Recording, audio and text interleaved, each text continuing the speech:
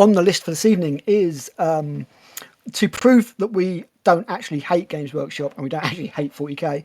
We're going to do 5 things that we love, or at least like, about 40k, 10th edition, and 5 things that we hate, although I've got 6 things that I hate. I cheated because I really wanted to mention the 6th one. Did you manage to find 5 things you love about 40k? That's 4.5. Okay, it'll do. We'll take it. Sort of. But what we hate was a 10.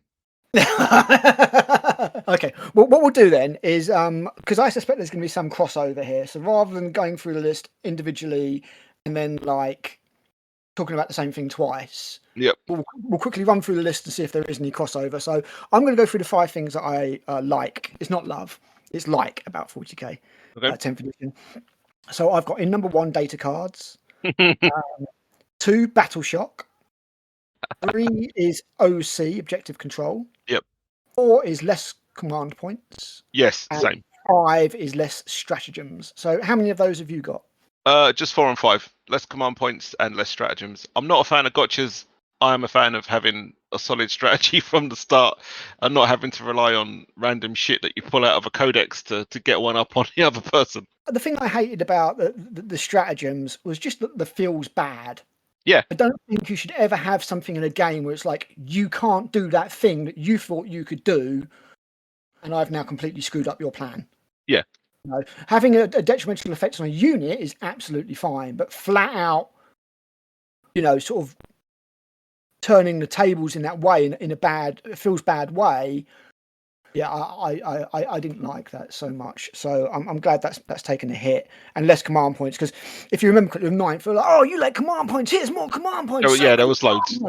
There was you get some by default for bringing along more stuff. You get some for this, you get some for that. This guy brings you more, and it's like, oh, and really? You've just ruined the game, because it was just nothing but every single time Space Marines got shot, it was transhuman. Yeah. It's boring. It's boring now. You might as well just give them a special rule that they only get wounded on 4+. Man, 30k handles, that's so much better. Reactions. I thought reactions were going to make it into 40k actually, but they didn't. So what were your other things you liked? Okay, so it's well presented. The rulebook's nice. It's all nice and clear. Because I can't remember what the 5th edition rulebook looks like, because it's been a very long time, and that was kind of when I got back into doing 40k after a whole bunch of years gap. But I remember the 6th edition rulebook probably being my favourite, because it had lots of gothy little touches and little drawn cherubs and stuff like that.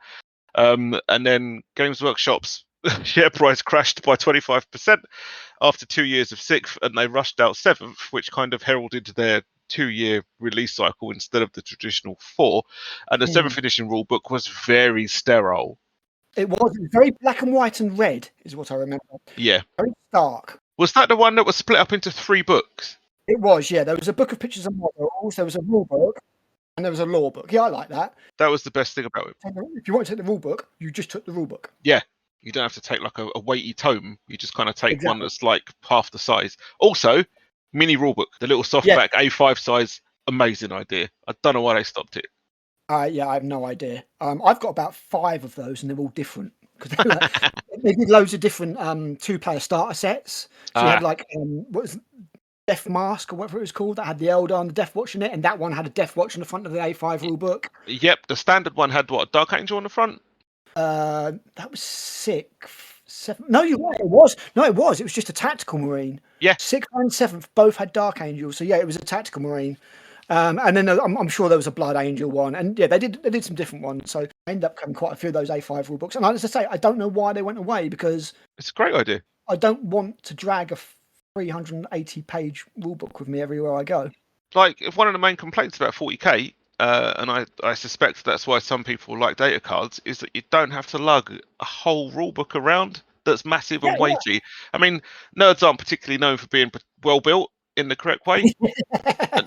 I mean, no offense to anyone, it's obviously a blatant stereotype, but the amount of people that complain about lugging like you say, like 300+ page hardback books around, especially when you need at least 2 to play the game.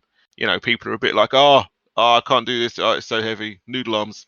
The thing is, there was times when you would need stacks of books to play the game. I mean, that's where stuff like Battlescribe comes in exceedingly useful. the rule book and the codex and the supplement and then the campaign book on top of that, and it was just like what? Bonkers. Absolutely insane. So yeah, I mean, rulebook I like.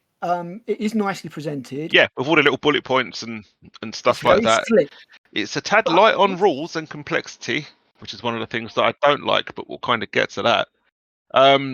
It's soulless. Problem I have. You know, I was talking about the Andy Chambers Epic books, and how personable they made the game seem. Yeah, it was quite almost informal in some places. Yeah, exactly. Leviathan is very much a corporate product. It's like, oh, have fun playing 40k, and then so our army gallery is basically 40 pages of all the combat patrols that we sell. Yeah.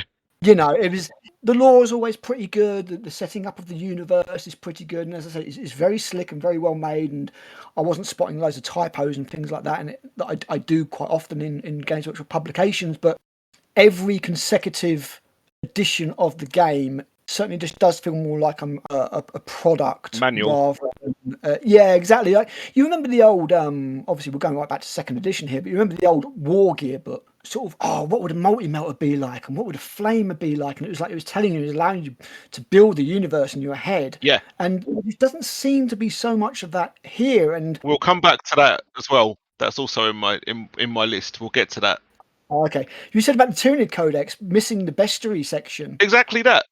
That was really cool. Like, just there was a page or so on each creature. Yeah. Like I was putting together my emissary, and I was like, right, I want to kind of get some knowledge on this unit. It's brand spanky new. I want to find out as much as I can about it. The emissary is mentioned once before you get to the data card section, and that was just, which is so weird for a new thing. Yeah, and it's just in a blurb for the 4th Tyrannic War, and I was kind of like, really? That's it? Like, I want at least 3 paragraphs about this thing. Yeah. Especially if it's a new creature, because the thing is, there's different parts of the game. So you've got, or the hobby rather. So you've got the people who care about what the model looks like, which is definitely me. If I don't like the look of it, I ain't going to want to paint it. I ain't going to buy it. Oh, yeah.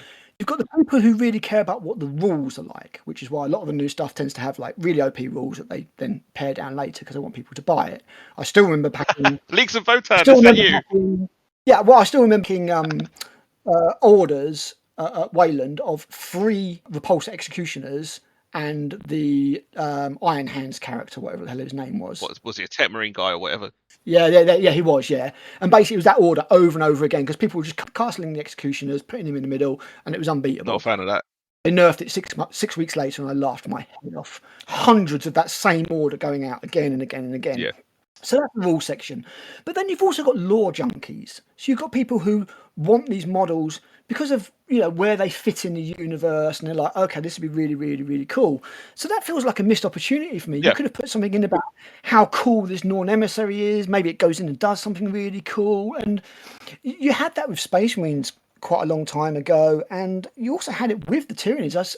I will never forget that short story of the Catachans being taken out one by one by the leader. That was what, the 3rd edition codex? 2nd. Dang. That's in the 2nd edition codex. Oh yeah, that was really good. Single lictor. Yep, takes them out Predator style, and then it ends at the end with like the one survivor getting back, basically saying like demoralizing everyone else. Yeah. Done your job, mate. Well done. That's one aspiring Death Leaper. Just leave one alive. He'll go and mess up the rest, and then we'll move on to another group. And then that is something you can see, because obviously they did have terror troops. That's what the gargoyles were meant to be originally, is terror troops sent out in the front lines to flush out people out of cover and flame them to death and make them very, very sad. They did, didn't they? They used to have a template attack. They did, yeah. They used to have flame spurts. Now they've just got flesh borers. Yeah. Which I can understand, because in 2nd edition, if you had a squad of, I can't remember what the minimum, I think it's between 10 and 20, but say you had 20 gargoyles doing 20 flames. That's a bit much, isn't it? Exactly. They're like really fast. It doesn't matter if they're glass cannons or not, right? That's a lot of templates, and a lot of stuff's going to suffer. Yeah, exactly. So, it's understandable. It's understandable. But it gets a little, the flesh balls doesn't work quite as well. The flame spurts burning people out of cover was a good narrative thing. So, one thing that I don't understand, and this is, and to me, this is another thing that I don't like about 10th, is it's a case of changing stuff for the sake of it that doesn't fit in with the lore is that flesh borers are now strength 5. And I'm like, how is firing a beetle out of a fleshy tube gonna hit harder than a bolt gun round? Which is a rocket propelled bullet, basically. Pretty much, yeah, with like an explosive tip. It's just like, what? I don't. It's like, yeah, you may have wanted to improve the weapon, but I'm not convinced that was the way. Yeah. Because now you've got beetles that are more powerful than self-propelled rounds and laser bolts, and it's kind of like, what? What's that beetle made out of? If you fire it any harder, that beetle's going to hit something and just break itself. Yeah, I don't. Some of the stuff I think if I had to sum up 10th edition in a word, it would be lazy. Yes, lazy, and a whole bunch of stuff just got changed for the sake of it. 10th edition, and as you were saying last week, an anniversary edition, a special edition, the 10th. Unfortunately, is just very lazy, very slapdash, and just feels like a bad fix. Yeah, a rushed bad fix for 9th. And when you consider that they start working on the new edition as soon as they release an edition, so they're already working on 11th, guaranteed, 100%. It's quite frankly not good enough, and I think it was a beta. But before we get too negative, let's pick another thing you liked. So you liked the book? Yep. The next one, and this is a massive positive. It's not entirely down to 10th edition, but we're currently getting the best models that we've ever got in plastic.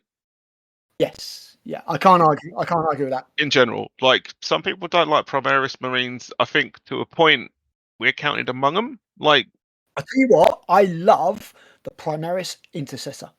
If that had been released as a new mark of armor, I'd be like, yep, all over it. That looks fantastic. Standard Mark 10 looks awesome. But then you give me something like the Inceptors. No, thank you. I'm like, no.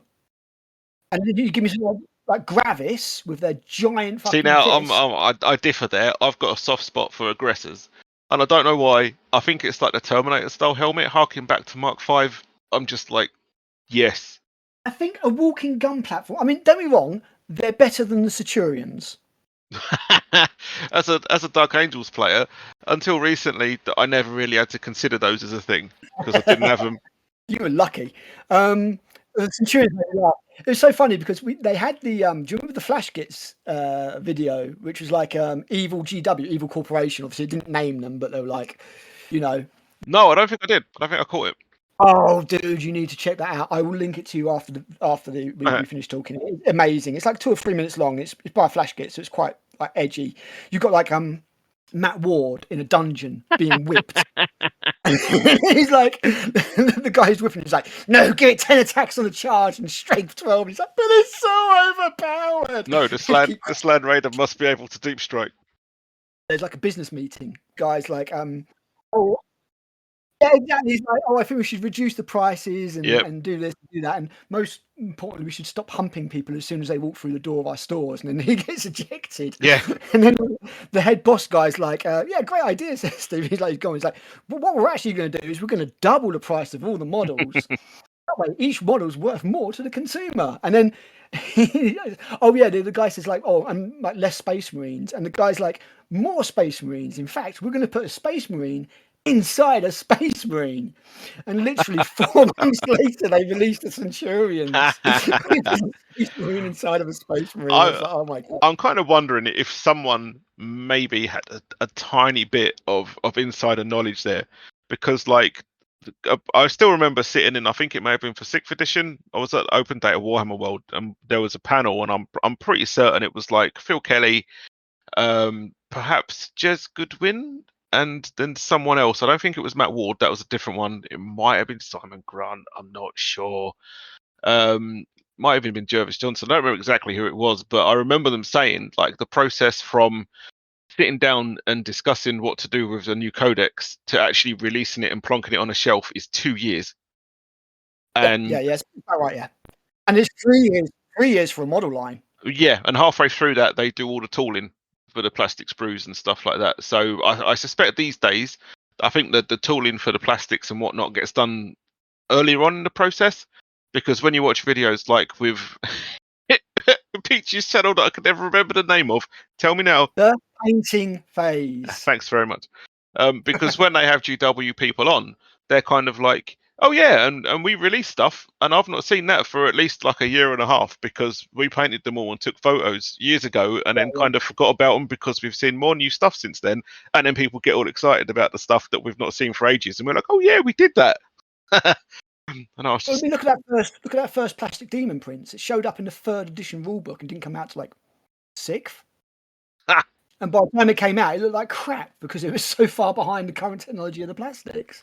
But yeah, your point regarding the models is good. I mean, they are pricey, but they're worth it. They can charge a premium because they're that good. I do want to do a video about pricing at some point. We won't get into it too much today. No. We will go through the pricing quite well. But I think, although they're expensive, you cannot deny that you get good models, and there are some that actively take the piss because of some, DW's pricing strategy, which we will discuss in that video. But yeah, the models are good. I've never had a GW model that I've just thought, well, this is just absolute shit. I think at the same time they have found the ceiling. I mean, the Underworld set, I saw the prices today, and that's not gone up. Oh, good, because I was thinking of getting that because I really like those demonettes. Yeah, it's 65 quid still. So is that from GW? That's from GW. Oh, nice. So from a discount retailer who we do not have a affiliation with at the moment, but hey, if you're listening, you're probably looking at 52 quid, something like that. I'm down with that. I'll get that as well, I think. Yeah, so that's not bad. But yeah, I as you say, it's expensive, but you get really good models. The models are far and away much better than they were in the past. I know what people this is more expensive, but but you're paying for the quality. You can't fit your fingers through the sprues anymore. No, those sprues are packed. They are well engineered and ramo. They're really well cast. There's hardly any mold lines on stuff. Yeah, putting together the Leviathan set was a doddle. Like I think there was a few mold lines on the big thing, like the Screamer Killer. Yep. That was it, and they were like hardly anything. You could ignore them. Whereas in the old days, I remember buying models that had like actual flash on them. Yeah, you had to trim it all off, scrape it all down, trim it all off. Hope you didn't trim off too much and leave a dent in a smooth armor plate. Yeah, well, that was before the mold line scraper was invented. You know why they invented that? So that kids who weren't old enough to buy knives could go in and buy one and use it to scrape their models off. You can't sell kids craft knives. You can't sell kids super glue either. Yeah, I think that's a fair point. Yeah, the models are, as much as I don't like some of the aesthetic mod choices of some of the new models. Desolators, looking at you. Which one? Desolators. Oh yeah, they're just awful. Awful. It's a silly name. Crap unit. Silly name for a silly unit. I agree. Yeah, the models are really good. So you got one more that I haven't got. What is it? The other one was a half. Yeah, you said a half. Because I started scraping the barrel for a bit because I mean, like straight up, like obviously, I've not had the opportunity to play any games of 10th yet. One, because I really don't like the look of the core rules at all, and two, like Mike, who's the only one of us who's expressed an interest in playing it, has been busy moving house, and I've not seen him outside of his house for ages, so I've not had a chance to play. It's doing a good job. My half was that in the 10th as it stands now would be a great simplified rule set to introduce new people to 40k, or for people that don't want the complexity of the old like 6th or 7th edition rule set. But yes, if Games Workshop could, throw us a bone for us older, grumpier people who kind of expect a bit more from a rule set, and they wanted to chuck us, a 40k rule set based on the old 7th or 2nd edition Heresy, that would be fantastic. And I could put all my models back on the table again without having to try and shoehorn them into 30k and annoy the rest of our gaming group. I kind of feel like the Heresy rule set is designed for the Grognards. Yeah, and exactly. The 40k rule set is basically designed to get as many people as possible. I think that anything done by Specialist Games is designed for us miserable old pricks. And anything done by the design studio is just to get people into the game and to kind of keep the very competitive people happy who don't really want long in-depth games. They just want to roll dice and get dicks out and sweep models off the table into a bucket. Yeah, which I think was what 9th was all about. Yeah, well, when I spoke to Louise Sugden, she said that because I was chatting to her and I was like, I've left Warlord. It wasn't what I expected. I was really disappointed, and I'm still looking to try and get into GW because at the end of the day, as much as we bitch and complain about being grognards and things, we love Warhammer 40k. Otherwise, we wouldn't be talking about this shit. And she was like, basically, all the old school crowd are in specialist games. She goes, if you want to get somewhere, she goes, that's where I had the most fun. Get yourself into specialist games department, and that's where all the old school crowd are, and that's where all the good shit's happening. So everything I've seen from the new Blood Bowl teams that we get, those vampires are fantastic. Those vampires are so good. They are on the list. Once his birthday's out of the way, I'll probably pick those up, and they can list the amount of join the list of Blood Bowl teams that I've not painted. She said, yeah, specialist games is where it's all happening, and in all honesty, that's one of the things that makes me happiest with Warhammer is the fact that they've not completely. They disregarded it for so long. Yeah, they binned it off, didn't they? Because I think it was too much trouble. It was perceived as too much trouble versus the amount of profit that it made them. I think at the time they were just. I think it's as simple as they were just focusing on Lord of the Rings. Oh yeah, all that. Lord of the Rings was a new hotness. It was a very hot license, and they had to devote a lot of time to it. And I mean, it was almost at the exact same time that specialist games fell by the wayside. You look at Battlefleet Gothic was like 99, Epic was 98, I think. Lord of the Rings came out in 2000. You say Epic, you mean what? Epic Armageddon? That was the last one, wasn't it? Epic 40k. Epic Armageddon was after specialist games had pretty much died because it was just a book. They never released a box. Okay. Same with Necromunda. They condensed it all down to one book, and that was the only way it was supported. That was in my gap years where I didn't do any Games Workshop stuff. I kept getting White Dwarf, but unfortunately, like towards the mid 90s, most of my friends had kind of my local friends who I gamed with because I didn't have a gaming club. The closest Games Workshop was like London. We didn't have one in Essex at that point. Okay. And all the people that I used to actually game with around people's houses started up in sticks and going to uni. And obviously, it's the UK. You go to uni wherever you want to go. It's generally not a local uni that you go to. You go and get away from your parents and actually have a life for the first time. So and I ended up finding nightclubs and drink and metal and girls. I mean, the girls. Found out all those things you can have those with hobbying, and it's like, ooh. Yeah. So I ended up just kind of gravitating more towards that. And then I think it was actually Mike when I bumped into Mike and started talking to him. He was like, yeah, I do Games Workshop stuff. I've got Tyranids and Space Wolves. And I was like, I used to do that. I'm going to have a look. I was the same. I worked for GW through the end of 2nd edition through 3rd edition. I remember on the day that 3rd was released, I ran 64 intro games, and as far as I know, that's still a record. Damn, nice. Yeah, it was absolutely mental. Yeah, Barney standing on the table. Is he the guy he's the guy that I met at Chinnery's in Southend at the gig? That's right, yeah. Nice. Yeah. He's a good and chap. He was like standing on, he's a good bloke. He's just got back from Iceland. And not the store, the country. And he was Maker's Mark's kicking in. And he was dishing out the core games, the box games to everybody. And I remember the last song on the playlist before the game got released was Iron Maiden Run to the Tills. And basically Dave, just because I was really enthusiastic and young, like, and I was like, a new army had come out, and David would be just like, and Dave's died now. Oh, shit. Rest in peace. Yeah, he died of cancer a few years ago. He just stuck me at the front of the store doing loads of intro games, and I painted all the armies as well. And I did 64 bloody intro games. Damn. Absolutely insane. But yeah, I don't know. I left GW 2001, I think, and then I took a break from the hobby, like you. Mainly discovering girls and drink and all that kind of fun stuff. I think more girls discovered you than they did me. Hey man, I actually got Games Workshop groupied. Oh no. It was good or not. I don't really know. It was actually kind of cool. It was kind of cool. But we'll discuss that further when we're not recorded.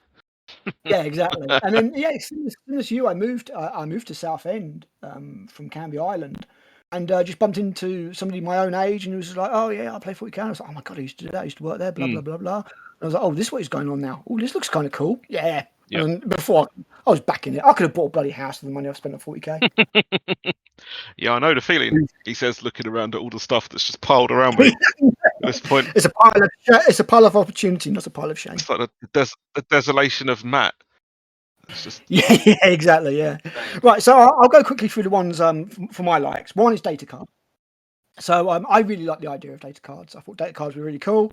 I don't like flicking through a codex constantly to try and get my rules. Battle Scribe's cool because it gives you all there on one page, but even then you've got multiple pieces of paper you're going through. The idea of having cards in front of you, much like stratagems, I was like, yes, this is cool. I like this. So I like the data cards type thing. I'm not overjoyed about the amount that GW has charged for them, especially the indexes were very reasonable. But now the codexes are coming out. It's like 25 quid for 100 Space Marine data cards. 100 cards. Yeah, exactly.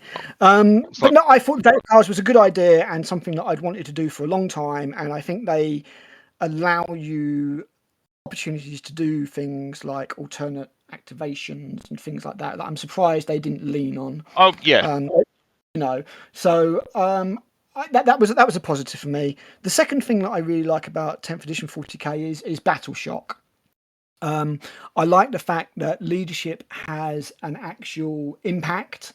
The fact that it stops you from holding objectives in what is a very objective-based game for that game meta is quite cool, although I've not seen it massively affect games. Nonetheless, I think it's good. The only thing I didn't like about it is it's officially removed the only good thing about rolling ones. Yeah, insane bravery. Yeah, so that kind of sucks. The fourth thing that I liked, and this is something I really liked because although I've not played a game since 8th when my Necrons were don't talk about it, making people sad. I want to talk about it.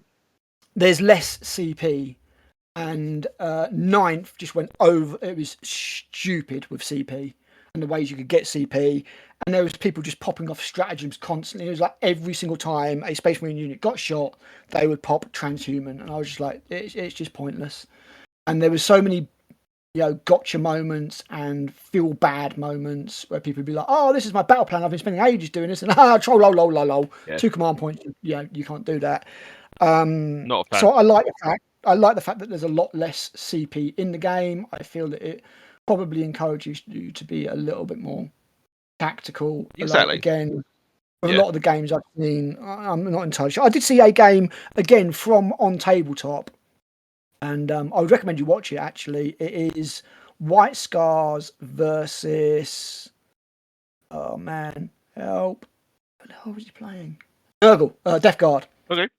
And it's a tactical masterclass. I have to say, really, really good. Actually, It was one of the better games I've seen. It was very close, and it was genuine good tactical decisions. There was occasions where they were drawing objectives and they couldn't do them and stuff, and I hate that. And we'll get into the dislikes later. But it was generally very good. So it's their most recent one, I think. I'll have a gander. White Sky. Yeah, it's like they're all their ones are 40 minutes long, which makes them really consumable. Yeah, it's 40k in 40 minutes, so they're not like hours and hours and hours. And it's got that sports style commentary over the top of it, and they're really good at their production and everything. So yeah, check that out. How very palatable. Yes, exactly. Yeah, I could just have it on in the background while I'm painting or editing or whatever the hell I'm doing. And they're always very, very watchable. I mean, I like those guys a lot. I think they do really good stuff. So that was a very strategic game. And that plays into number 5 of the things that I like, which is less stratagems. Always good. The stratagems was one of those things, and to an extent, I feel like they've done the same with reactions, where it's a good idea, but they went mental with it. And when 9 came out, they were like, "Oh, people like stratagems. Oh, everybody could. Millions of stratagems." And it just slows down the game. It disrupts the flow of the game. It's horrible gotcha moments, and you've not only got to really remember your 36 stratagems, you've also got to remember your opponent's 36 stratagems as well. Yeah, you got everyone else's as well. And I can honestly say, out of all the stratagems I had available to me as a Necron player, I used 5, 6. Horrible kit. Don't talk about most of the others, yeah, to great effect, but the others were mostly redundant. So those are my 5 things that I like. So data cards, battle shock, objective control, less command points and less stratagems. I think those are all overall positives for 10th edition. And I was going very much from a rules perspective as opposed to anything else. Yeah, I think we're mostly in alignment there, apart from data cards and battle shock, because they're both negatives for me. Yeah, but you like flicking through codexes for some reason. I do, I do, especially when you've got like a shitload of units that are kind of similar, but with different gear. You know, I find it much easier just to flick through a codex and be like, yeah, I know where these are in the book. I don't have to dick around with spreading cards out around the table, going no, or flicking through them and having a look. That is one thing that I'll mention real quick. I hate about data cards. They have separate data cards for each of the characters in different armor.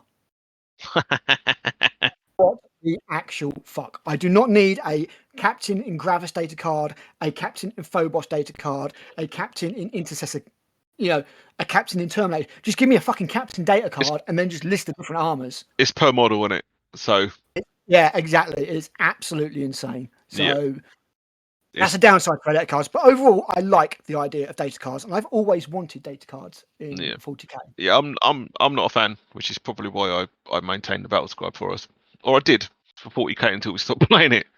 And as I say, I hate leafing through codexes, and I hate the amount of time it adds to a game. So so that's things we like. So see, we're not always negative. No, we like some things. These are things we liked.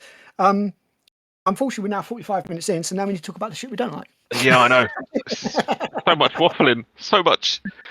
Yeah. Quality content, I have, fueled by Maker's Mark, which is or just tea in my case. That's one thing that does bother me with GW is, and it's one of the reasons I'm actually almost glad that they invented the Primaris, because it was getting a bit embarrassing with each subsequent Marine Codex. Finding new stuff.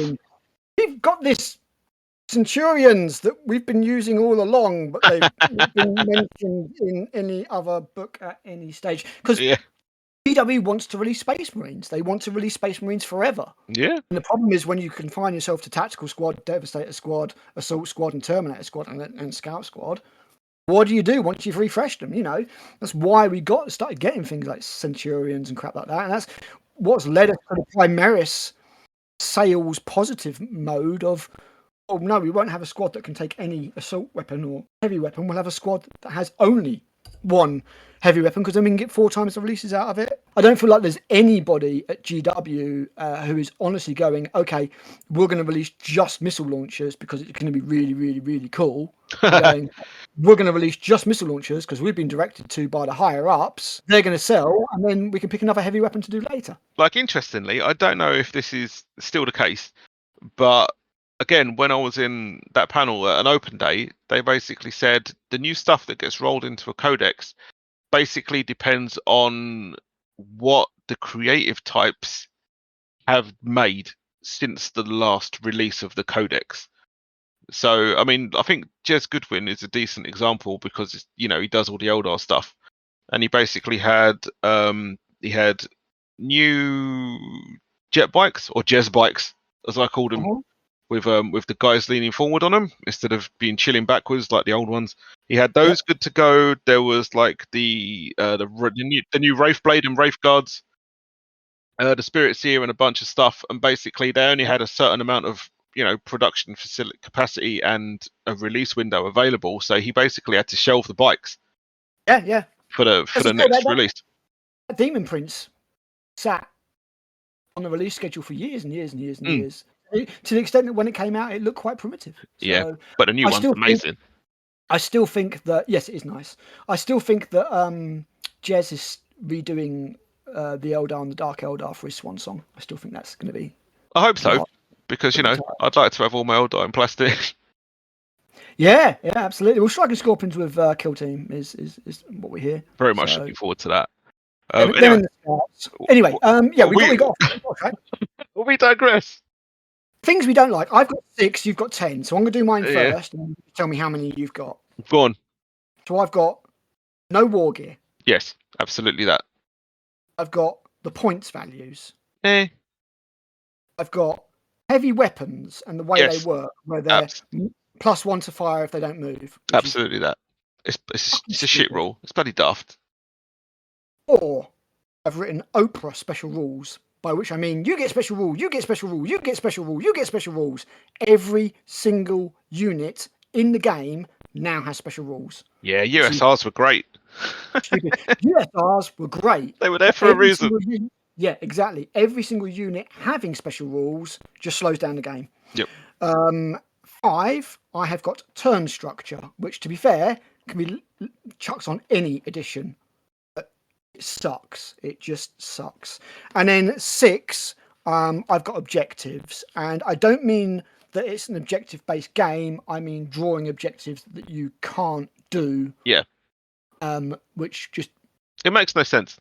Scupper the thing. So yeah, how many of those did you have? So war gear, yep. Heavy weapons, yep. That was about it. Oh Christ! Okay, well, what's your other 8? What other 8 then? Come on, Grognard, what you got? Well, one of them, the first one was the whole rule set just seems to be too simple. Like they got rid of the Force Org chart. I'm like, why? Who was the Force Org chart confusing exactly? It's numbers and 5 symbols, right? It's too many icons. I could give it to my 8-year-old and she'll be able to. I'll go, look, this is what you can do with these. These guys have this symbol.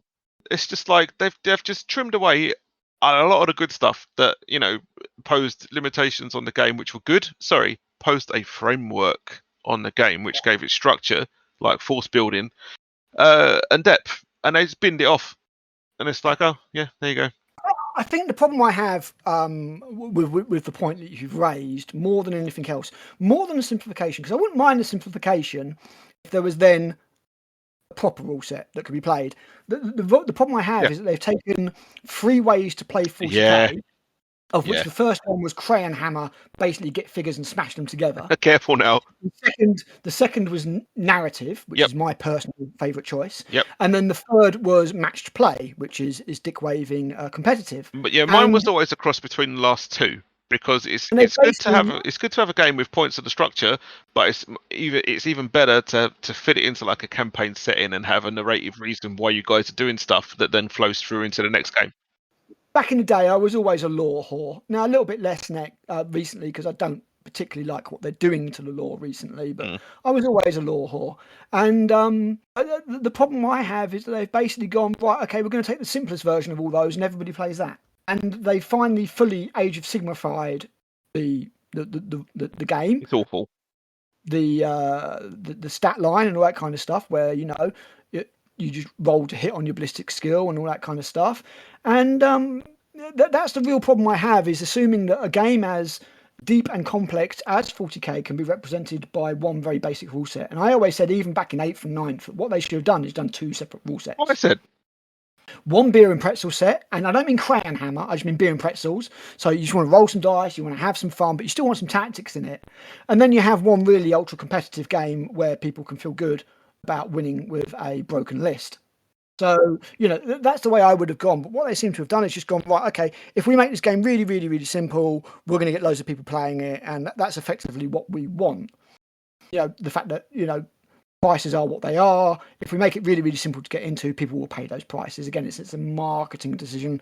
I'm not sure it's been made for the game's sake. And although they've gone for simplified yet simple, I think with the amount of wordage that they've put in for rules lawyers, I don't think it is simple. Yeah, man. I don't think it is simple. They released an 18-page clarification document pretty much the day it came out. Yeah, I wasn't a fan of the edition, so I didn't even read that. That's not simplified yet simple. I'm sorry, it just isn't. And since then they've had to change the core rules because they've realised it's fucked. So yeah, I'm totally with you on that one. That is, that's definitely a negative. Yeah, a lot of stuff they seem to have just changed for the sake of it. There was nothing wrong with the heavy rule. You move, you get -1 to hit. Perfect. Still good, or as it was before, snapshots. Yeah. Because good luck hitting something 300 meters away with a frag missile when you're running. Absolutely. Best of luck. And not +1 to hit because you're standing still. You don't miraculously become a better shot than the rest of your unit just because you've not moved with a bigger gun. Okay, so my second point was morale seems to be next to useless now. And I like the potential behind it. It doesn't seem to do anything. Not at all. Like, obviously, I'm in a whole bunch of Tyranid groups, and it's basically people saying, "Oh, stuff like the Neurolictor's rubbish because battle shock's next to useless. You need to actually build a list around having penalties to leadership to make Battle Shock actually useful. And I'm kind of like, well, if you have to build a list around a core mechanic to make it an effective thing, there's probably something wrong with your core mechanic. Well, this is another one of the problems with having so many introduced units in an army, is that with the new edition of 40k, they were like, well, what can we do with the Tyranids? Oh, we're going to do a psychically themed army in an edition. We're going to put the word Nero in front of a bunch of units. Exactly. We're going to do a psychic themed army in an edition where we've removed the psychic phase, and actually that should have gone on one of my negatives. Yeah, it was a bit of a peculiar release. But like the models are by far the best thing about it. Like the new Gaunts and Gants are fantastic. They look so nice. Like the detailing is so great. I mean, if you look at them on the sprue, the bodies are almost serpentine. Yes, yeah. They've got a lot more flexibility and aliveness to them. And I don't mean live as in Live. I mean live as in Lithe. That the old models just did not have. Because at first I was like, they're not that much of an upgrade in the new model, on the old models. And I looked at the old models and I was like, no, they are. Yeah. You look at the detail and you're like, yeah. And massive props to Games Workshop, brought some of the old shit back. Spike rifles and strangle webs, nice. Not massive fan of the fact that they're only one per unit and they're treated like a heavy weapon or something, but props to bringing them back, absolutely. Yeah, in my 30k rules, I made those a little bit more pokey than they are in their 40k equivalent, because I made them 1 per 10 models, so they're effectively a special weapon. The big problem with strangle webs was in second edition 40k, when you had a squad of 20 termagants with strangle webs. That's a lot of templates. Each one was using a hand flamer template. It's like 3 hours later. Yeah, pretty much. So I'm aware that there's a pretty much. Yeah, I'm just looking up the strangle web that I did now. So it's basically it's range template. It's only strength 2, but it's assault 1, torrent 6 inches, pinning. So it's kind of unlikely to actually do a lot of damage. Yeah, no, it's going to pin you. It's going to pin you guys, and that's kind of the whole point in taking it. So with the 40k rules, has it got any movement reduction like the barb gaunts? Because I've looked. Let's have a gander. Have a quick look, real quick.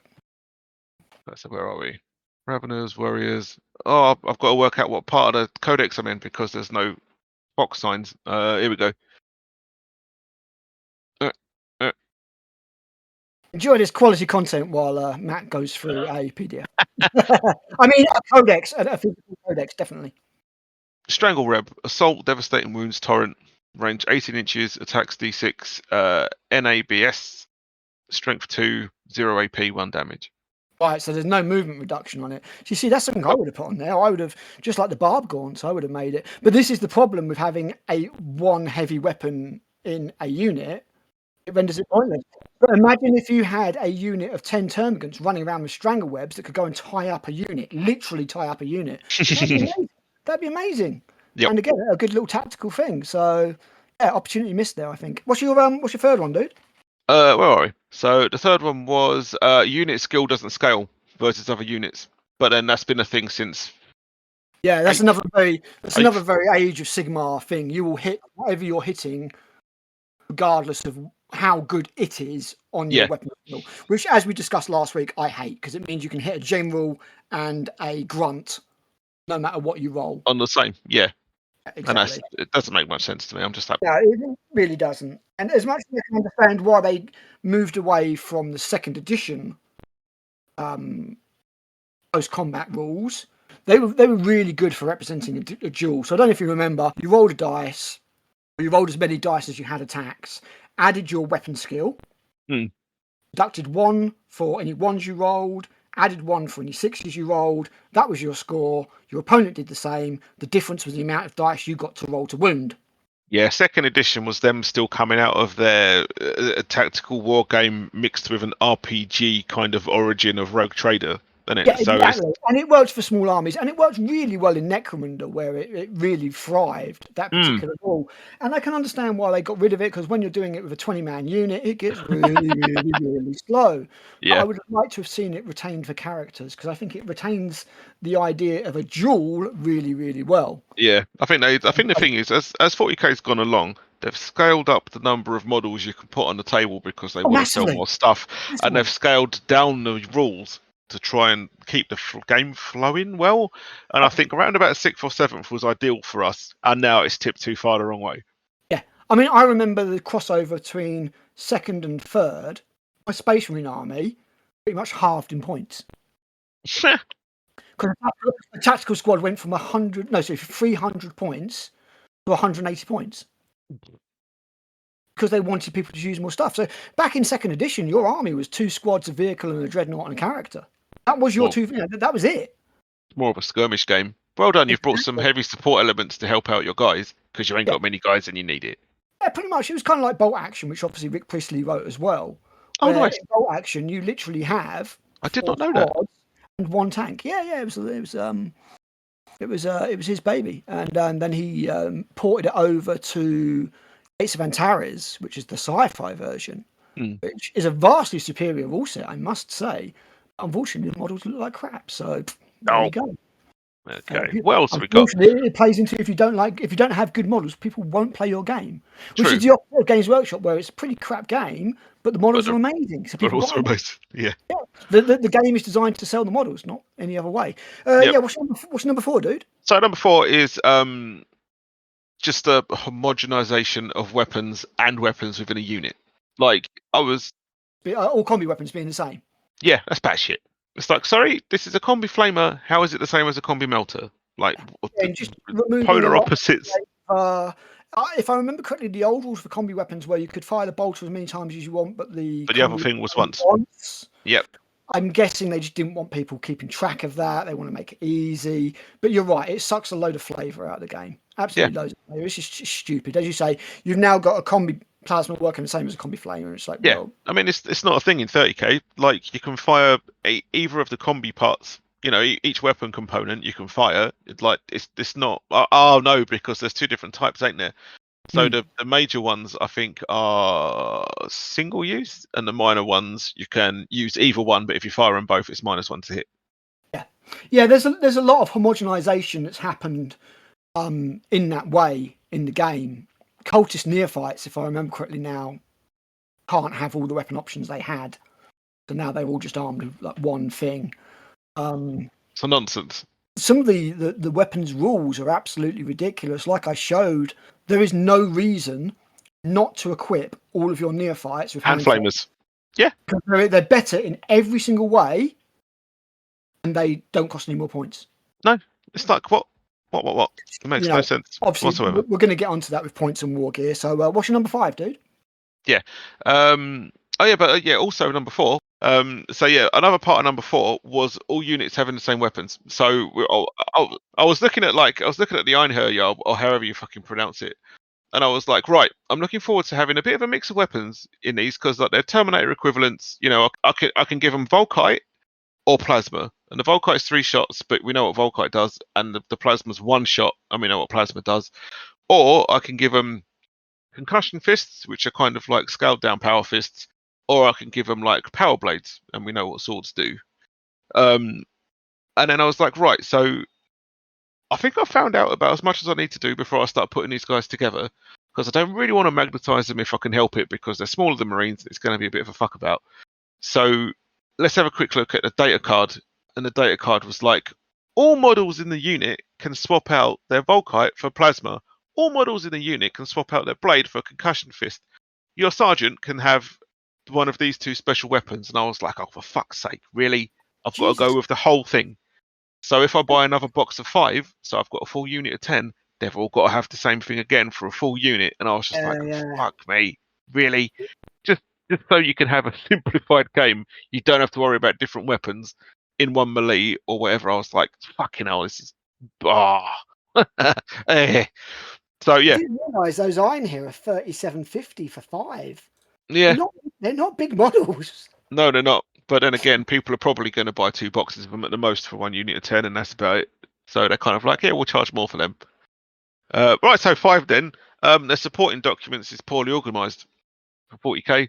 So you're like, oh, there's a FAQ, there's a designer's commentary. The points document is completely separate to the FAQ, and it's just like, why have you not just put the points in the FAQ for each faction? Like, you just need one document, then you got all your changes right there. Yep. Like, they don't cost anything. If other people want to know what your points are, they could just fucking download the thing. It's fine. I don't care about the points for everything else. Just roll them into the fact. You've deleted an entire need to have another document. Like, why is it like that? And plus, they're all stupidly named. So, as a chap said on another like YouTube channel, he was like, "Yeah, so if you're new to the game, you're not gonna have a fucking clue what these things are." Yeah. It's for something that's supposed to be simplified yet simple. It's horrifically. I mean, I think putting the app behind a paywall is just That's a dick move. Just make it free and use it as a free advertisement. Yeah. I still thought the reason that they simplified and took out all the wargaming points is just to make the app run because there was less interactions. But the whole, I need to make sure I'm playing the most recent version of the game. I need to make sure I've got. It's bullshit. And then you've got to remember all that because if your opponent tries to pull a fast one, you're like, fake it or not? You know. It's in the fact. They're like, "Oh look, my codex says this." Yeah, my Leagues of Votan codex says this. And they're like, "What the hell?" I'm getting mullered. So yeah, point 6 was the codex has no unit law, and we've already gone over that with Tyranids. I was going over like the Votan codex today, and even in that, like, there's no dedicated, half page or quarter page per unit, but they're all given a mention as to what their roles are within, what their function is for Votan society as a whole, and then how they pushed into use in a military capacity. And it's all good stuff. You look at the Tyranid one for 10th, fuck all. There's just a paragraph, and I was just like, really? You could just take the fucking combat patrol stuff out and just put a bestiary or unit description pages back in, because it's far more interesting. And the combat patrol stuff you could just have as a downloadable PDF. Why have you done that? I mean, if your army didn't have 50 different units, then maybe you'd have room for law. It's like, why have you doubled up a bunch of stuff for a combat patrol when you could have just had it as a free download? Like, it's cost no one nothing, and everyone gets a better codex that's more descriptive. My own personal thing is that all the rules should be free. All the rules should be free. Controversial. And the codexes should be law and hobby books. You can pick up if you wish to. Yeah, I know they, obviously they gamble on the fact that competitive people have to, blah blah blah blah blah blah blah whatever. But there's ways of getting the codexes for free, should you so wish. And I think it just makes people not buy them. I won't buy a codex because it's out of date the second I fucking buy it. I know you won't. In the Custodes case, before you buy it. And the Votan before you buy it. The Votan as well, yeah. Get the army box. Yay, my codex don't work. What? Yeah, absolutely. Just an utter joke. And there's... Oh, no. Next. Yeah. Next is number 7 was core unit abilities still need command points. So stuff like a smoke screen. You're like, it's going to cost me a command point to have this rhino deploy smoke. And I'm like, why? It was just part of buying a smoke launcher. Like, you just use it once, you're done. Why do I need to spend a command point for that? Making all the war gear free, isn't it? They've basically... Yeah, and it was like, I think it was also a thing with like the TOW stuff. And they're like, EMP grenades. Yeah, we've got those. Nah, command point for that. And it's like, why? That was a really weird thing as well with the TOW. The drones are essentially tokens now. Yeah, I was not happy about that at all. I was like, what are you doing with my little Kuvisa? Give them back. Again, that was a fundamental part of the identity of the race army. Yeah, and you've just taken that away. We talked about that at length on last week's episode. Plug. Link in the description. And they just steamrolled it and just got rid of it. Which brings us on to point 8: massively limited war gear. Also a thing that we mentioned last week. Yeah, when it comes to Tyranids, no war gear whatsoever outside of relics. Enhancements. Sorry, relics, enhancements, whatever you want to call them. I mean, it was especially jarring for me because I looked to at the 3rd and 4th edition codexes when I transposed the 6th edition Tyranid stuff over to 30k, and so like there's like acid blood, adrenal glands, toxin sacs, regeneration, extended carapace, flesh hooks, like the bonded exoskeleton. There's a whole bunch of stuff that you can do to almost every single unit. To if you want a Swiss Army Carnifex, you can, if you want your kind effects to have a 2+ save, you got one. If you want it to have an extra point of toughness, you got one. If you want to make it a better shot with enhanced senses, you can, but you got to pay the points. So obviously you can have. But yeah, you could build your own build your own Tyranid, and for a race that's meant to be endlessly adaptable and endlessly mutable, why have you done this, GW? Yeah, like some stuff was geno fixed. Like you couldn't really adapt gargoyles much. But even like gaunts and gants, you still had the option to give them like flesh hooks, adrenal glands, toxin sacs. And this was when flesh hooks got you over impassable terrain. They weren't a shooty weapon for destroying the rear of rhinos with a lictor. You could be like, I'm up against an army that's got a lot of armor. Do you know what? I'm going to take adrenal glands or toxin sacs or whatever it was, whichever one was going to do. But you could tailor your army, and that was part of the joy of list building. Yeah, it was fantastic. It was a whole discipline in its own right, and it's just in the bin now. Like there's no wargear for Tyranids whatsoever. Nothing. I made my Tyranid army list, and it was the most boring thing I have ever done. 40K. It was boring. In the old days, in second edition, you got your character and you gave them war gear card, and it was really personable. And you was building up a character, and you had the lore behind them. You're like, oh, this guy's got a refractor field, or whatever. It's all gone. It never has felt so much like just put models on a table, roll dice, remove models. Exactly what it is now. Exactly what it is. Sad panda. That takes us to where we have the same points. Yeah. All neutered. List building is bollocks now. There's no, you used to be like, oh, I've got 6 points left over. Let's give this squad some grenades or whatever. It's all gone. It is all gone. Yep. It's bollocks. Put stuff on arm, put stuff on table, roll dice, remove stuff. Yep. My last 2 points were basically data cards are too limiting. Yep. Because they've had to strip out all the war gear to fit them on the damn data cards. At the same time, on the data cards, they've given every single unit a special rule, which is what I was talking about with the Oprah special rules thing. Yep. Basically, they've taken all the stratagems out and given only 6 stratagems each, although now it's 6 per detachment, so it's back up to 30 odd anyway. Yep. But then they've just made every single unit have a special rule, which does nothing but create additional interactions that fucking slow down the game. Yeah. A tactical squad does not need a special rule. Your basic troops do not need a special rule. No, they'll just apply it to the whole damn army instead. They just don't. They don't need a special rule. It's just endless, just interactions that just balls everything up and mean you can't balance it. Yeah. And then obviously the last thing we were looking at, which is one thing we both massively agree on, is points. Yeah. Which, as we were saying, just makes army list building. It's like absolute bollocks. Here's my lictor. It costs 140 points or whatever the fuck. I don't care. I don't change that in any way. It's just that's it. Here's my termagants. They are 160 points. 20. Yeah. That's it. Yeah. Doesn't get changed in any way. I can't bump that up a little bit and bump down a little bit. The unit sizes are fixed. Yep. So fuck you if you've converted anything. It's put. It's taken away from the granularity of it, and it's the same reason that I have a problem with things like strength and that all going up. And again, this could have made my list as well. Things like strength and that going up to 14, 16, but we're still operating on a D6 basis. Yeah. And it's like, I know you're using D6s because you want it to be really accessible. And everything like that. But when you start moving to these ridiculous levels, then D6 doesn't give you what you need, because you can only get 6 options on a D6. You can get 1 to 6. Yep.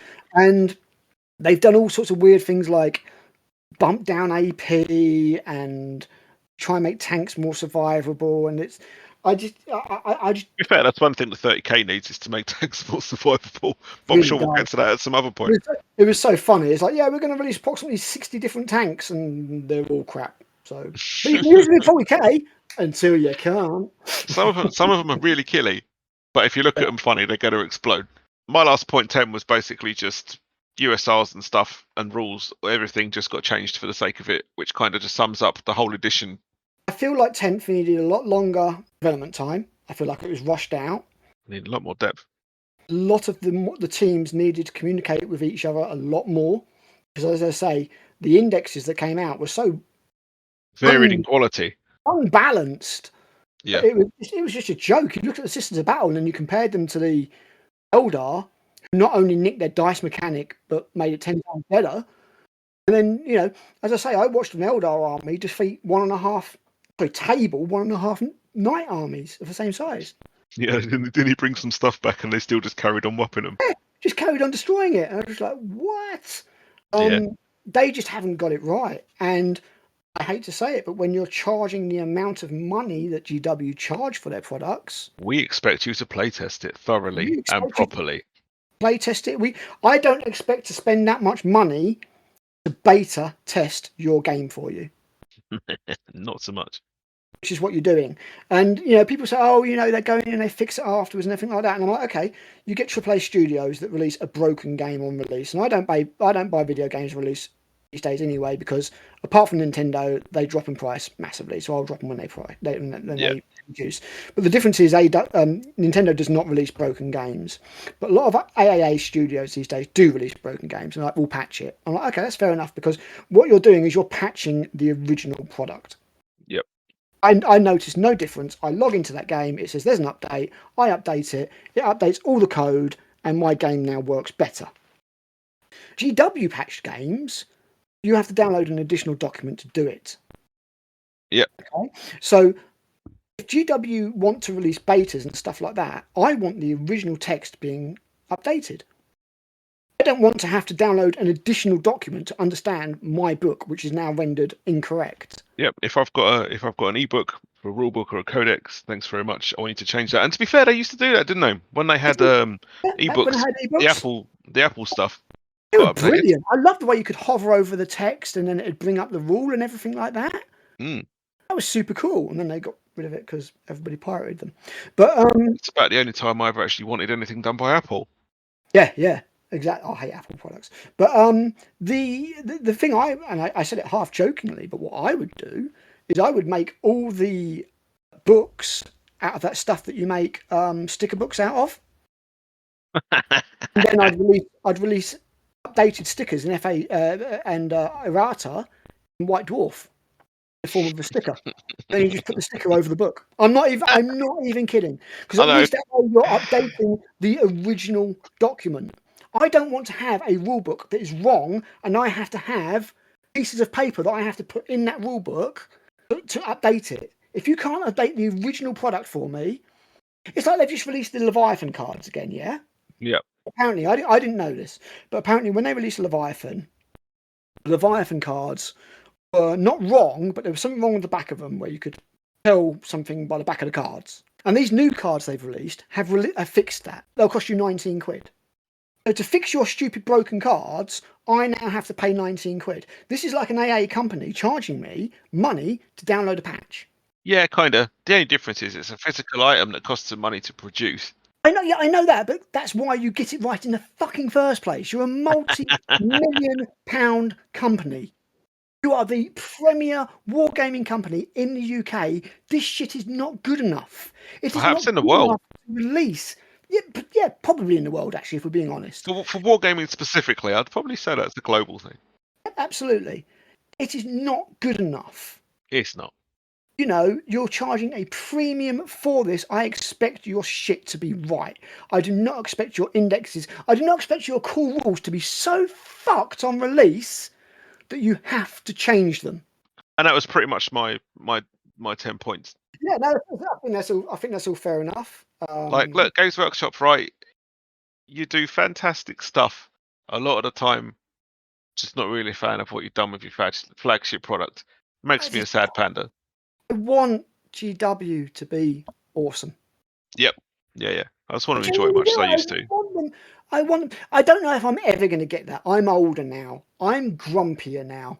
My autism means that I will find a fault in anything. Also got higher standards now because you're more experienced. Yeah, that too. I've worked in the industry for quite a while, and I know how a lot of the internal workings go, and I know how good it could be, and I know how good GW should be, more to the point. But I want to get this out of the way. I genuinely love this shit. Otherwise, we wouldn't be talking about it for an hour and a half. Apathy is the opposite of enthusiasm and yeah. If you're talking about something and you're doing so from a genuine desire to see it do better, and I can forgive missteps, I can forgive this and that, I can forgive the whole Curse City thing. Obviously, we know the reason behind that and everything. Yep. And the fact that obviously because of the share price and everything like that, they can't be seen to have anything impact that. But as you say, when it's your flagship product, when it's the 10th edition, when it's special, you can't be doing this shit. And I think the negative impact on GW is quite substantial. Not just us talking about this. There's a lot of different people, proper established YouTube channels talking about this and going, "It's not good enough." No, it's not good enough to patch. The willingness to patch your game afterwards and not leave it to be shit until the next edition, most admirable. You know what? Don't charge people for a premium for the physical product if it's not right. But it shouldn't have been shit in the first place. Oh no, it shouldn't. But so okay, bro, I think we've got a choice now. Also on my list of stuff to discuss, we've got Pariah Nexus, I've got Leagues of Votann, I've got the Marine Combat Patrol, but I think that's just to say how shitty and weird it is. Absolute insult. My notes for it, it says Marine Combat Patrol. It just says fucking mess. Yeah, I mean, even before we talk about the Sorry, Games Workshop, I apologise. Even before we talk about the composition of the force, which is absolute bollocks. It's so weird. As an effective army, all they've done is they've basically taken a bit of Leviathan and bundled it in there. Yep. It's not even a proper Terminator squad, is it? It's literally the Leviathan stuff of the assault cannon. It's a Leviathan sprue. That's all it is. Yep. So have you got it in front of you? I'm about to dig it out. I think it's on the GW site, is it not? Yeah, it's exclusive to GW as well. Good. That saves other people having to put up with it. Which is very surprising in some ways because it's like a premier product. It's a starter product, more to the point. And as an additional point, the new starter set, not the new season, but the starter set of Underworld is also GW exclusive. Oh, is it? Yes. Oh, wait. The starter one you said. Yeah, the starter one, not the one that you want with the set, but the actual starter set is exclusive to GW. You know, one thing that has really surprised me is that what started me off with this whole Space Dwarfs Leagues of Votann squat nonsense was building my kill team for them, because they've been knocking around behind my chair for ages, and I was like, you know what, probably should do something about that. You're in kill team? Yeah, they were in the last season's final kill team box, the Gallowfall. Oh yeah. Them and Beastmen. Yeah, it was an upgrade sprue, wasn't it? It's basically a halfkin squad with an upgrade sprue to give the operatives. But what really did surprise me, because you kind of need the kill team starter set to actually play kill team, regardless of whether you buy any of these big boxes or not, is that the kill team starter set, complete with the orcs and the Krieg, Games Workshop, 65 quid. Only 65 quid. Actually, no, you're right. Yeah, because and that's after the price rise. I picked up one of those because it comes with a little bit of orc terrain as well. I was like, what's the catch? I mean, the catch is I'm buying another big box just to play the big boxes that I've already got. But like, yeah, I picked it up for me and Kirsty to play, and we played a couple of games before she got bored of it. But I was like the Krieger, like 35 quid in their own. The Commandos like 35 quid in their own. I get the train for free. Cool. So yeah, I picked one of those from a discounter. No affiliate yet, but it worked out like 50 odd quid. Now I'm looking at this Combat Patrol. Oh, okay. So the Combat Patrol is £95. That's so weird. Which is a piss take for push fit models, and it's 5 Terminators, 5 Infernus Marines, a Captain in Terminator armor, and a Librarian in Terminator armor. Now, first of all, this is a shit army. It's even lore wise, you're kind of like, why is there a bunch of Terminators out on patrol? They're like an elite force. They turn up, do a specific objective that no one else in your force can do. Why is the captain of the first company wandering around with 10 Space Marines? Surely you just stuck a lieutenant in there. It's such an odd box. Purely because It's purely because it's Leviathan. But here's the kicker. So, 95 quid, only available from GW. So I can't see that I on was the about to say, website. I'm not seeing the symbol. I'm not seeing the little red arrow No, I'm symbol. not. But it definitely wasn't on the independent retailer list that I have access to. So, yeah, 13 miniatures, all push fit, 95 quid. No, fuck They're you. even pushing it. It's like when they released the Indomitus sprue of the Necrons for like 80 Yeah. quid. It's just like, no, that's ridiculous. But what I want to bring your attention to is the Warhammer 40,000 Ultimate Starter Set. 125 quid, identical Space Marine contents, plus all of the Tyranids. So 20 Termagants, Tyranid Prime, Leapers, Barb Gaunts, and a Psychophage. And those two bits of plastic portraying as buildings. Dice, rulers, and a little stupid mat. I'm not 30 quid more. Stupid. Yeah. for 30 quid more. Honestly, if somebody tried to sell me that Combat Patrol, I would punch them in the face. Come along now. It's an insult. It's a fucking insult. They know full well that the Space Marines are the most popular faction. My only hope is that it's a joke release, and that's why it's not a joke release, but like the original Nagash. Yeah, almost like a fake release to push people to buy the starter set. Yeah. They can be like, oh, this is 95 quid, but if you spend an extra 30 quid, you get all this other stuff as well. Oh, yeah. It's an insult. It is an absolute joke. Yeah, I've got nothing. It's a crap Combat Patrol. You look at any other Spaceman Combat Patrol and it's better. And B, it's an insult price-wise, because say you spend 30 quid more, you get an entire Tyranid army and some buildings, and the only respect I could give it is if it was made with that in mind. Look, we're not actually going to sell any of these. It just makes our starter set look a lot better by comparison. Yeah. You look at a Space Marine. You look at a Space Marine Combat Patrol, yeah. So it's 13 models, 95 quid. Stop making me look at it. Now you look at the Custodes Combat Patrol. That's 18 models, 95 quid. They're all multi-part models. Probably about 200 points more. They're all balanced against each other, don't forget. Oh my god. I mean, the Tyranid one's the same. Snap fit out of Leviathan. Yeah, I was literally just looking at that as well. 95 and that one does have like the Games Workshop only little arrow on it. Yeah, it does. And at least that one is an army. Yeah. Yeah, I mean, it is actually an army. You've got the little fast attack dudes with the Leapers. You've got a big Gribbly with the Psychophage. The Psychophage is just a weird unit. I think someone must have designed it and they've gone, yeah, it looks cool. What are we going to do with it? And they're just like, they're like, oh, we need another. It eats psychers, and it's like, really? Yeah, exactly. How many of them are people going to bring? Just the one, if they bother, because we've neutered all the psychic powers out of the game. It eats psychics in the game where we got rid of the psychic powers. Yeah. Yay! But yeah, no, it's awful, and I imagine that is a mistake with the Combat Patrol Space Marines. I imagine that is supposed to be an exclusive product. But I'm looking through the other Combat Patrols, and every single one, without question, way better. Yep. Way better. It's like it's not even the Death Watch one. Even the Death Watch one, which has no vehicles, just 15 models in it, still makes a better army. It's got a lieutenant, it's got an apothecary, it's got like 3 aggressors, and then 10 power armored dudes. Yep. It's still a better army than the Space Marine. I've got to say, I'm not sure about the game. I'm not sure about the Dark Angels one.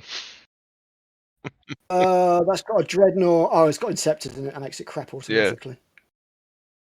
But it has got 2 characters in it, and the thing with those is they include the value of the upgrade sprue, which I disagree with. But yeah, I'm totally with you. Combat Patrol Space Marines is just the only word I have for it in insult. And I really, as I say, hope that has been put together to sell the starter set and make the starter set look better. Yeah, it's not great. Yeah, it is the opposite of great. And I'm looking at Death Guard one. It's just like a forest of models. Yeah, it's literally it's like 20 Poxwalkers. Yeah. I mean, Typhus. no thanks as an actual patrol, but like on the picture, it looks really impressive.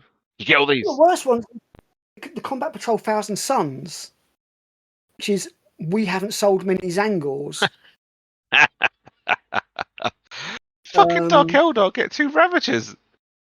Yeah, Dark Eldar one's really good, man. What the hell? Yeah. The Black Templar one's not too sad, in my opinion. The Eldar one's all right.